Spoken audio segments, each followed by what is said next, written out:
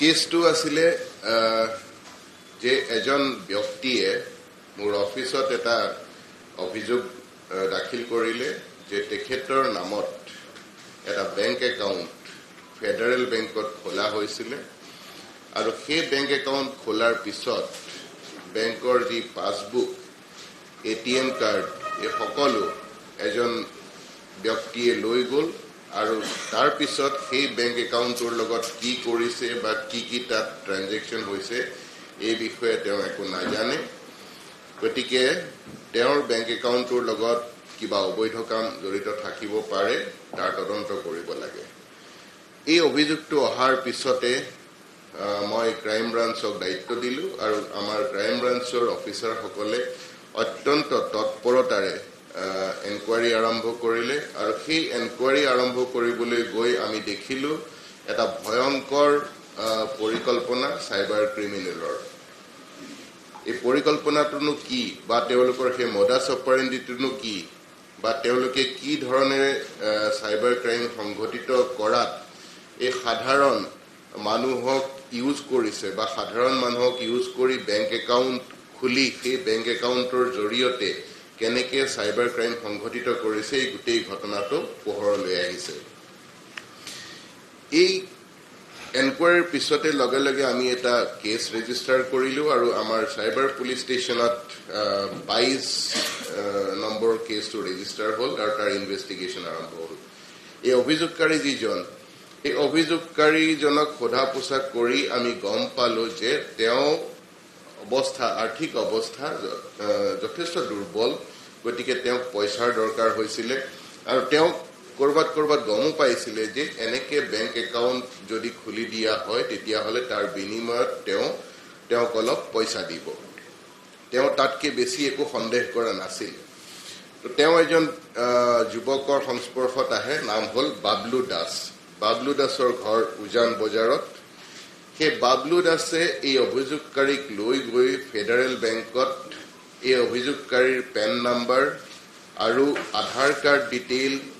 তেওঁৰ ফটোগ্ৰাফ তেওঁৰ নাম ঠিকনা সকলোখিনি দি এটা বেংক একাউণ্ট খোলে বেংক একাউণ্ট খোলোতে এটা মোবাইল নাম্বাৰো দিব লাগে গতিকে সেই মোবাইল নাম্বাৰটো যিজন বাবলু দাস সেই বাবলু দাসে এটা মোবাইল নাম্বাৰ যোগাৰ কৰি দিছে আৰু ফেডাৰেল বেংক বা ইণ্ডাসইণ্ড বেংকত বেংক একাউণ্ট খোলাৰ লগে লগে এটা ইনষ্টেণ্ট কিট দি দিয়ে একাউণ্টৰ সেই য'ত বেংকৰ পাছবুক থাকে য'ত এটিএম কাৰ্ড থাকে আৰু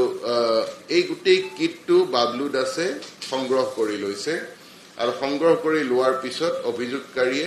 সেই বেংক একাউণ্টৰ বিষয়ে একো নাজানে বাবলু দাসক আমি আনিলো বাবলু দাসক সোধা পোছা কৰিলো বাবলু দাসক সোধা পোছা কৰোতে আৰু এটা ভয়ংকৰ ঘটনা আমাৰ নজৰত আহিলে বাবলু দাসে এনেকে বিভিন্ন ব্যক্তিৰ জৰিয়তে বেংক একাউণ্ট খোলাই আৰু বেংক একাউণ্ট খোলোতে যিটো ফোন নাম্বাৰ দিব লগা হয় সেই ফোন নাম্বাৰটো বাবলু দাস বা তেওঁৰ যিসকল এছ'চিয়েট আছে তেওঁলোকে সেই ফোন নাম্বাৰখিনি যোগাৰ কৰি দিয়ে আৰু সেই ফোন নাম্বাৰ দিবলৈ তেওঁলোকে বিভিন্ন মানুহৰ নামত সিম কাৰ্ড উলিয়াই থয় এই ধৰণেৰে তেওঁলোকে বেংক একাউণ্টৰ কিট সংগ্ৰহ কৰি এজন ব্যক্তিক আকৌ তেওঁলোকে জমা দিয়ে সেইজন ব্যক্তি হ'ল অন্বেশ চন্দ্ৰ আমি অন্বেশ চন্দ্ৰক যেতিয়া আনিলো সোধা পোছাৰ কাৰণে তেতিয়া গম পালো যে এনেকে বহুতো লোক জড়িত হৈ আছে সাধাৰণ ব্যক্তিৰ নামত বেংক একাউণ্ট খুলি সেই বেংক একাউণ্টৰ গোটেই ডিটেইল তেওঁলোকে আনি পেলাই অন্বেশ চন্দ্ৰ বা তেনেকুৱা বিভিন্ন ব্যক্তিক দিয়ে এই বেংক একাউণ্টখিনি এই ধৰণৰ যি গেং জড়িত হৈ আছে তেওঁলোকে সংগ্ৰহ কৰি এই কিটটো বাই পোষ্ট তেওঁলোকৰ যি এছ'চিয়েট বিভিন্ন ৰাজ্যত বহি আছে সেই বিভিন্ন ৰাজ্যত বহি থকা তেওঁলোকৰ এছ'চিয়েটলৈ বাই পোষ্ট পঠাই দিয়ে আৰু লগতে এই যিটো একাউণ্টত যিটো মোবাইল নাম্বাৰ দিয়া হৈছে সেই মোবাইল নাম্বাৰৰ ডিটেইলো পঠাই দিয়ে বেংক একাউণ্টৰ কিটত যিহেতু এটিএম কাৰ্ডখন থাকে, পাছবুক থাকে, বেংক একাউণ্ট নাম্বাৰ গম পায় আৰু ফোন নাম্বাৰ এই গেংবিলাকে দিয়া। গতিকে তেওঁলোকে সেই বেংক একাউণ্টটো মোবাইল এপত এক্টিভেট কৰাই বেংক একাউণ্টটো নিজে অপাৰেট কৰিবলৈ ধৰে। কিন্তু আচল যিজন ব্যক্তিৰ নামত এই বেংক একাউণ্টটো খোলা হৈছিলে সেই ব্যক্তিজনে একোৱে গম নাপায় যে এই বেংক একাউণ্টটো কোনে অপাৰেট কৰি আছে। আমি অন্বেষ চন্দ্ৰ বোলা যিজন যুৱক, তেওঁৰ মাত্ৰ 22 বছৰ, তেওঁ সোধা পোছা কৰি আমি এই গোটেই ঘটনাটো পোহৰলৈ আনিছো যে গুৱাহাটীত এনেকুৱা বহুতো গেং জড়িত হৈ আছে যি সৰ্বসাধাৰণ ব্যক্তিক ধনৰ লোভ দেখুৱাই বেংক একাউণ্ট খোলে, য'ত ফোন নাম্বাৰ এই গেঙে প্ৰভাইড কৰে আৰু বেংক একাউণ্ট খোলাৰ পিছত সেই বেংক একাউণ্টৰ এটিএম কাৰ্ড, পাছবুক আৰু নিজে দিয়া মোবাইল নাম্বাৰখিনি এই গোটেইখিনি তেওঁলোকৰ এছ'চিয়েট বিভিন্ন ৰাজ্যত থকা আৰু বিদেশতো থকা, বিশেষকৈ ডুবাইত থকা তেওঁলোকৰ এছ'চিয়েটলৈ বাই পোষ্ট পঠায়। এতিয়া সেইসকল ব্যক্তিয়ে এই বেংক একাউণ্টৰ লগত কি কৰে? এই গোটেই ঘটনাৰ তদন্তত এটা কথা দেখা গ'ল যে এই যিজন গেং, ধৰি লওক অন্বেষ চন্দ্ৰ, তেওঁ যে বিভিন্ন এজেণ্ট লগাই বেংক একাউণ্টখিনি কালেক্ট কৰি ওপৰলৈ পঠাইছে, তাৰ বিনিময়ত তেওঁ 50,000 পৰা 60,000কৈ এটা একাউণ্টৰ বিনিময়ত টকা পায়। আৰু যিজন ব্যক্তিৰ নামত খুলিলে সেই ব্যক্তিজনকো 5,000 পৰা 10,000 টকা দিয়ে। গতিকে এজন সৰ্বসাধাৰণ ব্যক্তিয়ে কেইটামান টকাৰ লোভতে তেওঁ এটা বেংক একাউণ্ট খোলাই সেই বেংক একাউণ্টটো বেলেগক ব্যৱহাৰ কৰিবলৈ দি দিয়ে, কিন্তু গম নাপায় যে সেই বেংক একাউণ্টটোৰ জৰিয়তে কেনেধৰণৰ ঘটনা সংঘটিত হৈ আছে। এই ঘটনাৰ তদন্তত পোহৰলৈ অহা কথাটো হ'ল যে এই গোটেই বেংক একাউণ্টখিনি ব্যৱহাৰ কৰে চাইবাৰ ক্ৰিমিনেলে, যি বহি আছে আমাৰ হয় অসমৰ পৰাও তেনেকুৱা সংঘটিত হৈ থাকিব পাৰে বা বিভিন্ন ৰাজ্যত তেওঁলোকে ঘাটি পাতি চাইবাৰ ক্ৰাইম সংঘটিত কৰি আছে বা বিদেশত বহি তেওঁলোকে চাইবাৰ ক্ৰাইম সংঘটিত কৰি আছে। তেওঁলোক এতিয়া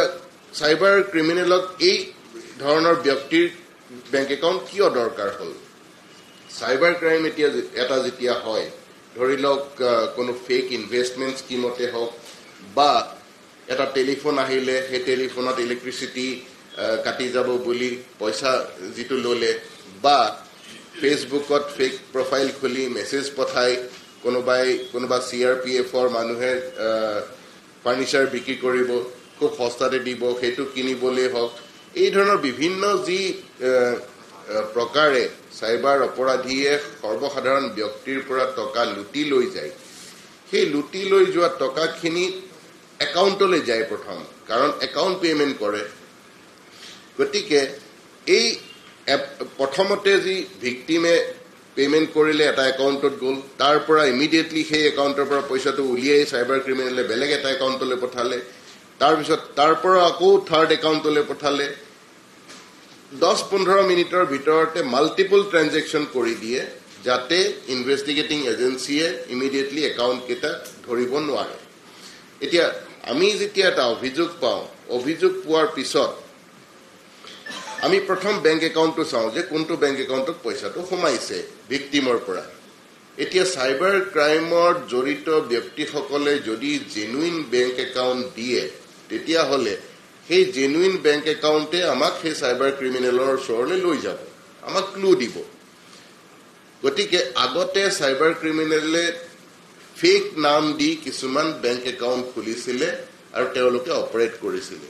আৰু তাত বেংকৰ মানুহো জড়িত থাকিব পাৰে। কিন্তু যিহেতু যোৱা কেইবা বছৰৰ পৰাও এনেকুৱা ধৰণৰ চাইবাৰ ক্ৰাইম বহুত বৃদ্ধি হ'ল, গতিকে বেংকৰ মানুহো যথেষ্ট বৰ্তমান কেয়াৰফুল হ'ল বেংক একাউণ্ট খুলিবলৈ।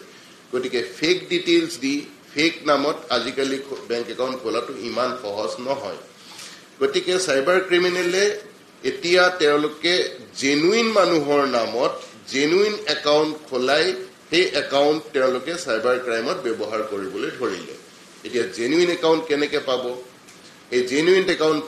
পাবলৈ তেওঁলোকে নিয়োগ কৰিলে বিভিন্ন এজেণ্ট আৰু এই এজেণ্টসকলে গৈ সৰ্বসাধাৰণ যি ব্যক্তি যি পঢ়া শুনাত অলপ কম যাৰ আৰ্থিক অৱস্থা দুৰ্বল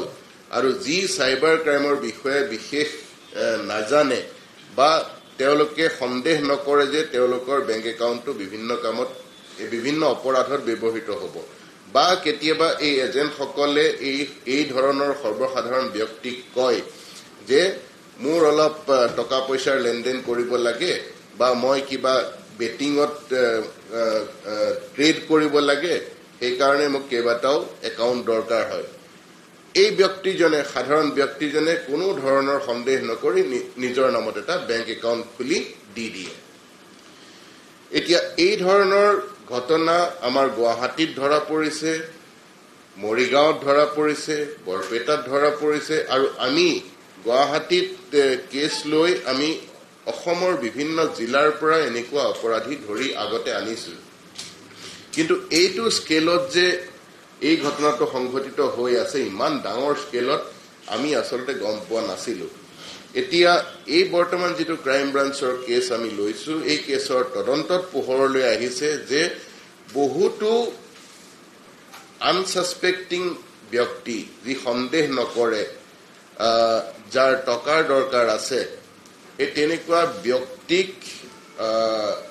ভুৱা কিছুমান কথা কৈ আৰু কেইটামান টকাৰ লোভ দেখুৱাই এই সাইবাৰ ক্ৰিমিনেলৰ এজেণ্ট সকলে বেংক একাউণ্ট তেওঁলোকৰ নামত খোলাই নিজৰ মোবাইল নিজে সংগ্ৰহ কৰা মোবাইল নম্বৰ কিছুমান লিংক কৰাই এই গোটেই বেংক একাউণ্ট ইয়াৰ পৰা দি আছে তেওঁলোকৰ সাইবাৰ ক্ৰিমিনেলৰ লগত জড়িত যিসকল এছ'চিয়েট বিভিন্ন ৰাজ্যত বা বিদেশত বহি আছে ইয়াৰ ফলত এই যাৰ নামত বেংক একাউণ্টটো খোলা হৈছে তেওঁৰ কি বিপদ হ'ব সেই ব্যক্তিজনে গম পোৱা নাই কাৰণ আমি যেতিয়া এটা তদন্তত যাম সেই তদন্তত আমি প্ৰথম চাম যে ভিকটিমজনৰ পৰা পইচাটো গৈ কাৰ একাউণ্টত সোমাইছে এতিয়া সেই সোমোৱা একাউণ্টটো দেখা যাব যে এজন ব্যক্তিৰ নামত আছে আৰু সেই ব্যক্তিজন জেনুইন আমি সেই ব্যক্তিজনক বিচাৰি যাম সেই ব্যক্তিজনক বিচাৰি গৈ যেতিয়া আমি পাম তেতিয়া তেওঁক খুধিম যে পইচাটো আপোনাৰ তাত সোমালে তেওঁ নাজানিব তেওঁ ক'ব যে গম নাপাব কিন্তু আমাৰ পুলিচৰ তথ্য মতে ৰেকৰ্ড মতে এভিডেন্স মতে তেওঁৰ একাউণ্টত সোমাইছে আৰু তেওঁৰ নামত গোটেই বেংক একাউণ্টটো খোলা হৈছে গতিকে আইন মতে তেওঁ জগৰীয়া হ'ব গতিকে মই আজিৰ সংবাদমেলখন পতাৰ উদ্দেশ্য এটাই যে আমাৰ সৰ্বসাধাৰণ ব্যক্তিসকলক মই জনাও যে আপোনালোকে যদি কেইটামান টকাৰ লোভত নিজৰ নামত বেংক একাউণ্ট খুলি কাৰোবাক ব্যৱহাৰ কৰিবলৈ দিছে তেতিয়াহ'লে সেই বেংক একাউণ্টখিনি নিশ্চিতভাৱে কোনোবা অপৰাধত জড়িত হৈ আছে বা কোনো অপৰাধ সংঘটিত কৰিবলৈ কোনোবাই ব্যৱহাৰ কৰিছে আমি সাইবাৰ ক্ৰাইমৰ যিমান তদন্ত কৰিছো গুৱাহাটীত প্ৰতিটো তদন্ততে যিমানখিনি বেংক একাউণ্ট পাইছো সেই বেংক একাউণ্টখিনি ব্যৱহাৰ কৰি আছে কোনোবাই কিন্তু আছে কোনোবা বেলেগ ব্যক্তিৰ নামত কিন্তু পুলিচে এভিডেন্স পাইছে যে বেংক একাউণ্টটো আপোনাৰ নামত আছে গতিকে আপোনাৰ বিৰুদ্ধে পুলিচে একশন ল'বলৈ বাধ্য মই সকিয়নি দিছো সকলো ব্যক্তি এনেকুৱা ব্যক্তিক আৰু অনুৰোধ জনাইছো যে যি ভুল কৰিলে আৰু যাতে এনেকুৱা ভুল নকৰে নিজৰ বেংক একাউণ্ট এনেকৈ খুলি আপোনালোকে কোনো বেলেগ ব্যক্তিক ব্যৱহাৰ কৰিবলৈ নিদিব আৰু সৰ্বসাধাৰণ ৰাইজক মই অনুৰোধ জনাও যে যিকোনো ধৰণৰ একাউণ্ট ডিটেইল কোনো বেলেগ ব্যক্তিৰ লগত আপোনালোকে শ্বেয়াৰ নকৰিব আমাৰ পুলিচৰ ভাষাত এনেকুৱা ধৰণৰ একাউণ্টক মিউল একাউণ্ট বুলি কয় সাইবাৰ ক্ৰিমিনেলে যি এনেকুৱা একাউণ্ট ব্যৱহাৰ কৰে তেওঁলোকে সৰ্বসাধাৰণৰ পৰা লুটি নিয়া টকা ৰোটেট কৰাবলৈ এই গোটেই একাউণ্টবিলাক কোনো বেলেগ ব্যক্তিৰ নামত থাকে যিসকল ব্যক্তিয়ে নিজেই নাজানে যে তেওঁলোকৰ একাউণ্টৰ লগত কি হৈ আছে এই মিউল একাউণ্টৰ যোগেদি গোটেই সাইবাৰ ক্ৰাইম সংঘটিত হৈ আছে বৰ্তমান ক্ৰাইম ব্ৰাঞ্চত আমি যেটো কেছ লৈ তদন্ত কৰিছো তাত আমি 4জন ব্যক্তিক এৰেষ্ট কৰিছো বাবলু দাস অন্বেষ চন্দ্ৰ চিন্ময় চক্ৰৱৰ্তী আৰু অবিনাশ মাহাতো আটাইকেইজন গুৱাহাটীৰ যুৱক আৰু তেওঁলোক হঠাতে ধনী হৈ গৈছিলে আৰু তেওঁলোকৰ যি লাইফষ্টাইল আমি দেখিছো তাতে অন্বেষ চন্দ্ৰ আৰু তেওঁৰ লগৰীয়া কেইজনমান যোৱা 2 বছৰত তেওঁলোকে কেইবাবাৰো বিদেশ ভ্ৰমণ কৰিছে আৰু বিশেষকৈ ডুবাই ভ্ৰমণ কৰিছে এই সাইবাৰ ক্ৰিমিনেলৰ যি মাষ্টাৰ বহি আছে ডুবাইত সেই ডুবাইত বহি থকা মাষ্টাৰ সকলে তেওঁলোকৰ থকা খোৱা অহা যোৱাৰ গোটেই ব্যৱস্থা কৰিছে আৰু এই ব্যক্তিসকলে ভালদৰে জানে যে তেওঁলোকে সাইবাৰ ক্ৰাইমত জড়িত হৈ আছে এতিয়া কথাটো হ'ল যে এই যুৱকসকলৰ যি অভিভাৱকসকলে কি গম পোৱা নাছিল নেকি যে হঠাতে তেওঁলোকৰ হাতত টকা ক'ৰ পৰা আহিলে আমি যেতিয়া প্ৰশ্ন কৰিছিলো অন্বেষ চন্দ্ৰক যে তোমাৰ দেউতা এজন ইঞ্জিনিয়াৰ প্ৰাইভেট সেক্টৰত কাম কৰা তুমি যে হঠাতে তোমাৰ হাতত ইমান টকা পইচা আহিলে আৰু তোমাৰ লাইফষ্টাইল বেলেগ হ'ল দেউতা মাহঁতে সোধা নাই যে কি কাম কৰা বুলি 22 বছৰীয়া ল'ৰা এটা তেওঁ কৈছে যে মই ট্ৰেডিং কৰো বুলি কৈছিল whereas তেওঁ সাইবাৰ ক্ৰাইমত জড়িত হৈ আছে তেওঁলোকৰ লাইফষ্টাইল দেখিলে গম পায় যে যথেষ্ট টকা পইচা তেওঁলোকৰ হাতত আছে আৰু এই ধৰণৰ মিউল একাউণ্ট খুলি তেনেকুৱা মিউল একাউণ্ট এই গ্যাংটোৱেও এই অন্বেষ চন্দ্ৰ আৰু তেওঁৰ লগত জড়িত থকা বাকি সকল মিলি তেওঁলোকে নিজেও এই এনেকুৱা ধৰণৰ বেংক একাউণ্ট অপাৰেট কৰি আছে গতিকে তেওঁলোকে এটা বিশেষ ঘৰ হাতীগাঁও এৰিয়াত ভাড়াত লৈ ফ্লেট যথেষ্ট খৰচী ফ্লেট ভাড়াত লৈ তেওঁলোকৰ কাম চলাই আছিলে আগতে তেওঁলোকে নিজা ঘৰত থাকি চলাইছিল যদিও কেইমাহ মানৰ পৰা তেওঁলোকে ফ্লেটটো লৈছে য'ত ফূৰ্তি কৰিব পাৰ্টি কৰিব আৰু তেওঁলোকে এই সাইবাৰ ক্ৰাইম ৰিলেটেড কামখিনিও কৰিব এই ফ্লেটটো আমি যেতিয়া ৰেড মাৰিলো সাৰ্চ কৰিলো পৰহি তেতিয়া তাত যথেষ্ট আমি একাউণ্ট ৰিলেটেড বস্তু পাইছো তাৰ ভিতৰতে 44খন আমি চেকবুক পাইছো বিভিন্ন ব্যক্তিৰ নামত থকা 12খন পাছবুক পাইছো বিভিন্ন ব্যক্তিৰ নামত থকা 49খন ডেবিট কাৰ্ড পাইছো 17খন সিম কাৰ্ড বিভিন্ন মোবাইল সাৰ্ভিস প্ৰভাইডাৰৰ ফৰেন কাৰেন্সি পাইছো ফোন পেৰ স্ক্যানাৰ পাইছো তেওঁলোকৰ ড্ৰাইভিং লাইসেন্স পাইছো মোবাইল হ্যান্ডসেট পাইছো এখন পাসপোৰ্ট পাইছো অন্বেষ চন্দ্ৰ য'ত ফৰেন ভিজিটৰ ডিটেইল আছে আৰু এখন এল্টো কাৰ্ড পাইছো এতিয়া আপোনালোকে বোধহয় ধৰিব পাৰিছে এই গোটেই ঘটনাটো কেনেকৈ সংঘটিত হয় অতি থোৰতে মই আকৌ কৈ দিছো যে সাইবাৰ ক্ৰিমিনেলক বেংক একাউণ্টৰ দৰকাৰ হয় তেওঁলোকে সৰ্বসাধাৰণৰ পৰা লুটি নিয়া পইচা ৰোটেট কৰাবলৈ এই ধৰণৰ বেংক একাউণ্ট আগতে ফেক নামত এই অপৰাধীয়ে খুলিছিলে কিন্তু বৰ্তমান ইমান সহজ নহয় ফেক নামত ফেক ডিটেইল দি পেলাই খোলা তেওঁলোকে সেই কাৰণে জেনুইন একাউণ্ট বিচাৰি তেওঁলোকৰ এজেন্ট নিয়োগ কৰে এই এজেন্টখিনিয়ে সৰ্বসাধাৰণ অশিক্ষিত বা আৰ্থিকভাৱে দুৰ্বল কিছু ব্যক্তিক পইচাৰ লোভ দেখুৱাই সেই ব্যক্তিসকলৰ নামত বেংক একাউণ্ট খোলুৱাই আৰু বেংক একাউণ্ট খোলোতে যিটো মোবাইল নাম্বাৰ দিব লাগে সেই মোবাইল নাম্বাৰটো এই এজেন্ট সকলে দিয়ে বেংক একাউণ্ট খোলাৰ লগে লগে যি ইনষ্টেন্ট একাউণ্ট কিটটো দিয়ে য'ত পাছবুক চেকবুক এটিএম কাৰ্ড থাকে গোটেই কিটটো এই এজেন্টে এই ব্যক্তিজনৰ পৰা লৈ লয় আৰু লৈ এই এজেন্টখিনিয়ে সেই গোটেই কিটটো পঠাই দিয়ে তেওঁলোকৰ যি লগৰীয়া বেলেগ ৰাজ্য বা বিদেশত বহি আছে তেওঁলোকলৈ আৰু এই সাইবাৰ ক্ৰিমিনেলখিনিয়ে এই বেংক একাউণ্টটো মোবাইল বেংকিঙৰ জৰিয়তে এক্টিভেট কৰাই সাইবাৰ ক্ৰাইমৰ জৰিয়তে মানুহৰ পৰা যি পইচা ঠগি লয় সেই পইচাখিনি ৰোটেট কৰাবলৈ ব্যৱহাৰ কৰে এই অপৰাধত যেতিয়া তদন্ত হয় তদন্তত পুলিচে গৈ এই ব্যক্তিসকলৰ নামত থকা একাউণ্ট পায় আৰু পুলিচে সেই ব্যক্তিসকলৰ বিৰুদ্ধে আইনগত ব্যৱস্থা ল'বলৈ বাধ্য হয় মই পুনৰবাৰ সকলো ব্যক্তিকে অনুৰোধ জনাও যে এনেকুৱা ধৰণৰ ট্ৰেপত আপোনালোক নাহিব কেইটামান 5-10 হাজাৰ বা 20 হাজাৰ টকাৰ কাৰণে আপোনালোক গ্ৰেপ্তাৰ হ'বলগীয়া হ'ব পাৰে এই গোটেই অপৰাধ যেটো বেংক একাউণ্ট ৰিলেটেড অপৰাধৰ মোডাছ অপাৰেণ্ডিৰ বিষয়ে মই আপোনালোকক ক'লো ইয়াৰ জৰিয়তে মই আপোনালোকক আৰু কেইটামান সাইবাৰ ক্ৰাইমৰ লগত জড়িত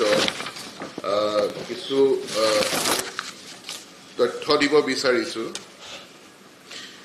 যোৱা কেইবা বছৰ ধৰি আপোনালোক সকলোৱে দেখিছে আৰু সৰ্বসাধাৰণ ৰাইজৰ পৰা অভিযোগ পাই আমি গম পাইছো যে সাইবাৰ ক্ৰাইম যথেষ্ট বাঢ়িছে আৰু সেই কাৰণে গুৱাহাটীত বৰ্তমান এটা ফুল ফ্লেজড সাইবাৰ পুলিশ ষ্টেচনে কাম কৰি আছে আমাৰ হাতত পৰা বিভিন্ন অভিযোগ খিনি চাই আমি যেটো দেখিছো যে সাইবাৰ ক্ৰিমিনেলে বিভিন্ন তৰিকা ব্যৱহাৰ কৰে বিভিন্ন মোডাছ অপাৰেণ্ডি ব্যৱহাৰ কৰে মানুহক ঠগিবলৈ এটা হল APDCL স্ক্যাম তেনে সহজ কথা এটা ফোন আহিব আপোনাৰ তালে ক'ব যে আজি আপোনাৰ যেটো প্ৰিপেইড ইলেক্ট্ৰিসিটি হেতু কাটা যাব কাৰণ তাত যেটো এমাউন্ট আছিল হেতু শেষ হৈছে বা এটা টেক্সট মেসেজ আহিব যে আপোনাৰ ইলেক্ট্ৰিসিটি কানেকশন আজি ডিসকানেক্ট কৰি দিয়া হ'ব কাৰণ আপোনাৰ প্ৰিপেইড মিটাৰত পইচা নাই যদি কানেকশনটো চলাই ৰাখিব লাগে তেতিয়া হলে আপুনি ইমিডিয়েটলি পে কৰিব লাগিব আৰু সেই পে কৰিবলৈ যেতিয়া যাব তেতিয়া গম পাব যে পিছতহে গম পাব যে সেই পইচাটো আসলতে সাইবাৰ ক্ৰিমিনেলকহে দিলে এটো হল APDCL স্ক্যাম আৰু এটা উপায় সাইবাৰ ক্ৰিমিনেলে লয় যেটোক আমি ডিজিটেল এৰেষ্ট বা অনলাইন এৰেষ্ট বুলি কওঁ সাডেনলি এটা ফোন আহিলে ফোনটো ৰিসিভ কৰি যিজনে ফোন কৰিছে তেওঁ ক'ব যে আপোনাৰ পুত্ৰ বা জিয়ৰিক এৰেষ্ট কৰা হৈছে মুম্বাই বা দিল্লীত আৰু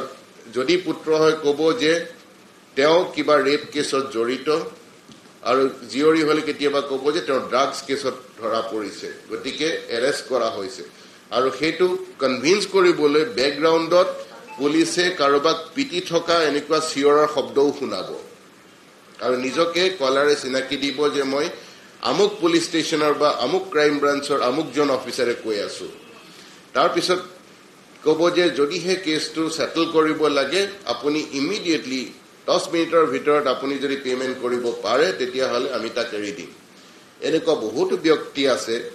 তেওঁৰ পুত্ৰ গুৱাহাটীতে আছে কিন্তু সাডেনলি এনেকে ফোনটো পাই তেওঁ ভয়তে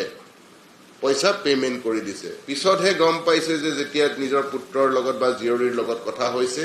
তেতিয়া গম পাইছে যে তেনেকুৱাটো একো ঘটনা হোৱাই নাছিল তো এনেকুৱা বহুতো ফোন আহি আছে আৰু এটা উপায় সাইবাৰ ক্ৰিমিনেলে লয় যে ফোন আহে নিজকে কয় যে মই মুম্বাই কাস্টমছৰ পৰা কৰি আছো বা দিল্লীৰ কাস্টম ডিপাৰ্টমেন্টৰ পৰা কৰি আছো বা চেন্নাই কাস্টম ডিপাৰ্টমেন্টৰ পৰা কৰি আছো আপোনাৰ নামত এটা পাৰ্সেল আহিছে বা পাৰ্সেল পঠোৱা হৈছে যেটো টাইৱান বা ডুবাই বা এনেকুৱা জায়গাত যাব আৰু পাৰ্সেলটো চেক কৰোতে ভিতৰত ড্ৰাগছ পোৱা গৈছে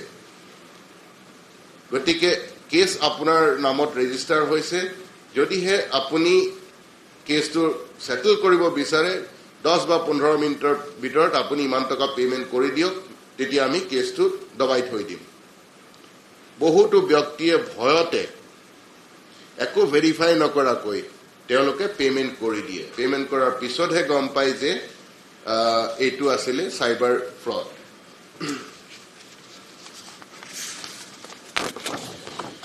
আৰু এটা দেখা যায় বৰ্তমান খুব সঘনাই আমি অভিযোগ পাব ধৰিছো লোন এপ এনেকুৱা বহুতো এপ্লিকেশন এপ বুলি যাক আমি কওঁ এপ্লিকেশন আছে যি পাব্লিসিটি দি থাকে আমি লোন দিও বুলি তো আমাৰ বহুতো ব্যক্তিয়ে সহজলভ্য লোনৰ আশাত তাত নিজকে ৰেজিষ্টাৰ কৰাই তাৰ পৰা লোন লবলৈ গৈ লোন পেমেন্টৰ নামত বহুতো নিজৰ খুব হাৰ্ড আৰ্ন মানি হেৰুৱায় গতিকে এনেকুৱা আনভেৰিফাইড এপৰ পৰা যাতে কোনো ব্যক্তিয়ে লোনৰ লেনদেন একো নকৰে কেতিয়াবা আৰু এটা স্কেম আছে যে ওয়াৰ্ক ফ্ৰম হোম আপোনাৰ তালে এখন মেইল আহিলে বা এনেকুৱা ধৰণৰ এডভাৰটাইজমেন্ট দিলে যে আপুনি এখিনি কাম ঘৰতে বহি কৰিব পাৰিব তাৰ কাৰণে আপুনি ৰেজিষ্ট্ৰেচন কৰিব লাগিব আৰু আপোনাক ইমানকে পেমেন্ট কৰি দিয়া হ'ব একো ভেৰিফাই নকৰাকৈ বহুতে তেনেকুৱা সেই ওয়াৰ্ক ফ্ৰম হোম স্কেমত তাত নিজকে ৰেজিষ্টাৰ কৰাই কিছুমান কাম কৰি দিয়ে আৰু কৰাৰ নামতে তেওঁ নিজকে পেমেন্টও কৰি থাকে এনেকে বহুতো ব্যক্তি সৰ্বশ্ৰান্ত হৈছে এনেকুৱা আনভেৰিফাইড ৱেবছাইটত যাতে নিজকে ৰেজিষ্টাৰ কৰে কোনো ধৰণৰ পইচা পেমেন্ট যাতে নকৰে আৰু কোনো ধৰণৰ কাম যাতে কোনো ব্যক্তিয়ে নকৰে আৰু এটা দেখা যায় যে হোটেল বুকিং ফ্লাইট বুকিং বা বেলেগ ধৰণৰ যিকোনো বুকিং কিছুমান সাইট থাকে যিখিনি ভেৰিফাইড নহয় এই বুকিংৰ নামত বহুতো ব্যক্তি সৰ্বশ্ৰান্ত হোৱা দেখা গৈছে হেতু এটা সাইবাৰ ক্ৰিমিনেলৰ এটা উপায় মানুহক ঠগাৰ বহুতো ব্যক্তিৰ অভিযোগ আমি সাইবাৰ সেলত পাইছো য'ত মানুহে কোটিলৈকে টকা হেৰুৱাইছে ইনভেষ্টমেন্ট ফ্ৰডৰ নামত বহুতো এপ্লিকেশন আছে য'ত কয় যে ইমান টকা ইনভেষ্ট কৰিলে ইমান টকা ৰিটাৰ্ণ দিয়া হ'ব আৰু সেই যেটো ৰিটাৰ্ণ দিয়ে যথেষ্ট লোভনীয় 10% return per month 7% return per month আৰু বহুতো ব্যক্তিয়ে ইনভেষ্ট কৰাৰ পিছত এটা ফিক্টিচিয়াস ৰিটাৰ্ণ দেখুৱাই থাকে সেই ৱেবছাইটটোৱে যে আপোনাৰ পইচাটো যি ইনভেষ্ট কৰিলে আজি ইমান % বাহিলে আৰু সেইটো হল ভাৰ্চুৱেল হে তাৰ পিছত সেই বহা দেখি পেলাই ব্যক্তিজনে আৰু বেছি পইচা লগাই দিয়ে আৰু পিছত দেখুৱাই যে আপোনাৰ হেতু 20% বাহি গল তো এই ব্যক্তিজন লাহে লাহে ট্ৰেপত সময় গৈ থাকে কিন্তু তেওঁ ফিজিক্যালি একো পইচা ঘূৰাই পোৱা নাই ভাৰ্চুৱেলি হে তেওঁ কৈ আছে যে আপোনাৰ পইচাটো 20% বাহিলে 30% বাহিলে আপোনাৰ নামত এটো একাউন্ট খোলা হৈছে একাউন্টত আপোনাৰ পইচা বাহি ইমান টকা হৈছে গৈ এনেকে বাহি যেতিয়া সেই পইচাখিনি উলিয়াব বিচাৰে উলিয়াবলৈ বিচাৰতেহে গম পাই যে হেতু পইচা আসলতে ভাৰ্চুৱেলি হে কৈ আছে তেনেকুৱাটো একো পইচাই নাই whereas এই ব্যক্তিজনেটো অলৰেডি যেটো বেংক একাউন্টত পেমেন্ট কৰিব বা যেটো ৱেবছাইটত পেমেন্ট কৰিব দি আছিল তেওঁ নিজে পেমেন্ট কৰি কোটি টকা লৈকে হেৰুৱাইছে গতিকে আনভেৰিফাইড এনেকুৱা কোনো ধৰণৰ ইনভেষ্টমেন্ট এপত যাতে আমাৰ ৰাইজে কোনো ধৰণৰ টকাৰ বিনিয়োগ নকৰে এই গোটেইখিনি হল সাইবাৰ ফ্ৰড আমি চেষ্টা কৰি টকা উলিয়াবলৈ চাও কিন্তু আমি যথেষ্ট কম পৰিমাণেহে সফল হ'ব পাৰিছো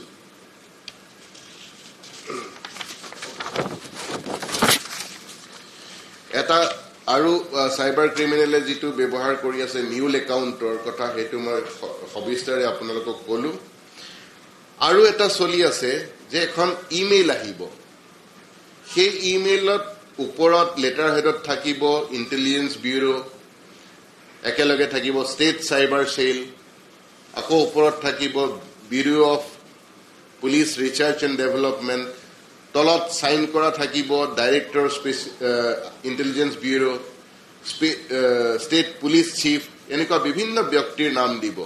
য'ত এতিয়া চলি আছে যে ডাইৰেক্টৰ ইন্টেলিজেন্স ব্যুৰো তপন ডেকাৰ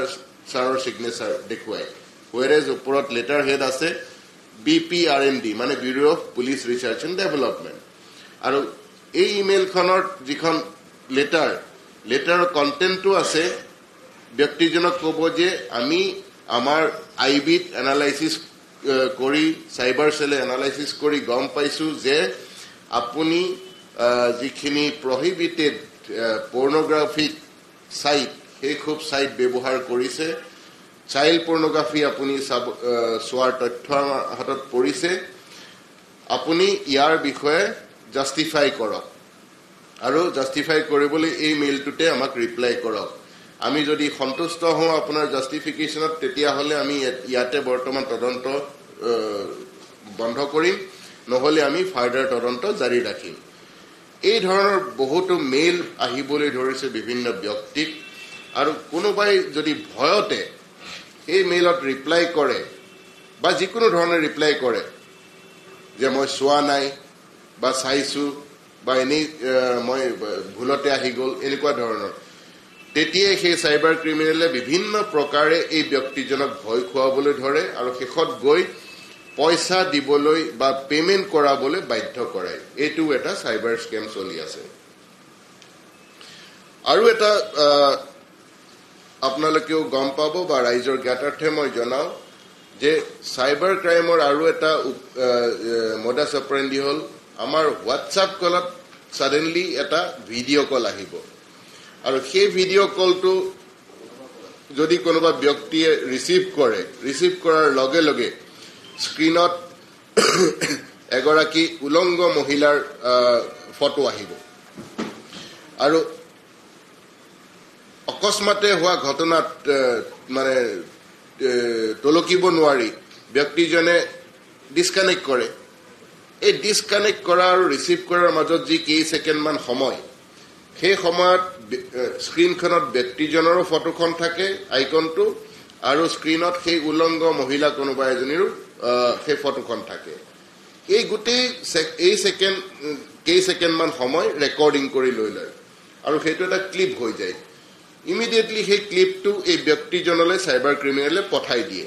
আৰু তাত তলত লিখে যে আপুনি কোনো উলংগ মহিলাৰ লগত কথা পাতি আছে আৰু এই ক্লিপটো আমি ভাইৰাল কৰি দিম যদি ভাইৰাল কৰিব নালাগে তেতিয়াহ'লে আমাক কিমান টকা পেমেন্ট কৰিব লাগিব এনেকুৱা বহুতো ধৰণৰ অভিযোগ আমি পাইছো মই ৰাইজৰ জ্ঞাতাৰ্থে জনাও যে এনেকুৱা যদি কাৰোবাৰ লগত হয় ভয় খাব নালাগে আপোনালোকে এনেকুৱা ধৰণৰ ফোন কল বা এনেকুৱা ধৰণৰ মোবাইল নাম্বাৰ আপোনালোকে হোৱাটছআপ বা বাকি নৰ্মেল ফোনত ব্লক কৰি গৈ থাকক একো নহয় আৰু এটা মই আপোনালোকক জনাও যে সাডেনলি এটা ফোন আহিব বা টেক্সট মেছেজ আহিব ক'ব যে ভুলতে আপোনাৰ বেংক একাউণ্টত কিছু টকা মোৰ সোমাই গ'ল গতিকে আপুনি টকাখিনি ইমিডিয়েটলি ঘূৰাই দিয়ক নহলে মই পুলিচ কেছ দিম এজন ব্যক্তিয়ে যদি ভয় খায় বা নিজৰ একাউণ্টটো বা চেক নকৰাকৈ ভয় খোৱা দেখুৱাই তেতিয়াহ'লে সেই চাইবাৰ ক্ৰিমিনেলে আৰু ভয় খুৱাই তেওঁৰ পৰা যথেষ্ট টকা লৈ যোৱাৰ ঘটনাও সংঘটিত হৈছে এনেকুৱা যদি ফোন আহে তেতিয়াহ'লে সেই ফোন নাম্বাৰখিনি ব্লক কৰি গৈ থাকিব আৰু এটা খুব সঘনাই ঘটি থকা চাইবাৰ ক্ৰাইম হ'ল যে ফেক ফেচবুক প্ৰফাইল মোৰ নামতে আজিলৈকে 50টাতকৈ বেছি ফেক ফেচবুক প্ৰফাইল খোলা হৈছে আৰু সেই ফেচবুক প্ৰফাইল খুলি মোৰ ফ্ৰেণ্ড লিষ্টত থকা বিভিন্ন ব্যক্তিলৈ মেছেজ পঠায় আৰু মেছেজত কয় যে মোৰ চিনাকি এজন CRPFৰ অফিচাৰ বা আৰ্মি অফিচাৰে কিছু ফাৰ্নিচাৰ বিক্ৰী কৰিব বিচাৰিছে যদি আপুনি ইন্টাৰেষ্টেড খুব সস্তাতে আপুনি ল'ব পাৰে আপোনাক আমুক অফিচাৰে কন্টেক্ট কৰিব গতিকে তেওঁৰ লগত কথা পাতি ল'ব যিহেতু মোৰ চিনাকি কোনোবা বন্ধু তেওঁ ভাবে যে সঁচাকে এনেকুৱা হ'ব পাৰে আৰু তেওঁ সস্তাত পোৱাৰ আশাত এনেকুৱা ফাৰ্নিচাৰ কিনিবলৈ গৈ নিজে 50 বা 60 বা 70 হাজাৰ টকা হেৰুৱাইছে গতিকে এনেকুৱা ফেচবুক মেছেজ যদি আহে এনেকুৱা ধৰণৰ মেছেজ এন্টাৰটেইন নকৰিব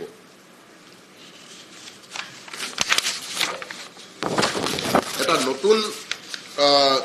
ঘটনা পোহৰলৈ আহিছে চাইবাৰ ক্ৰাইমৰ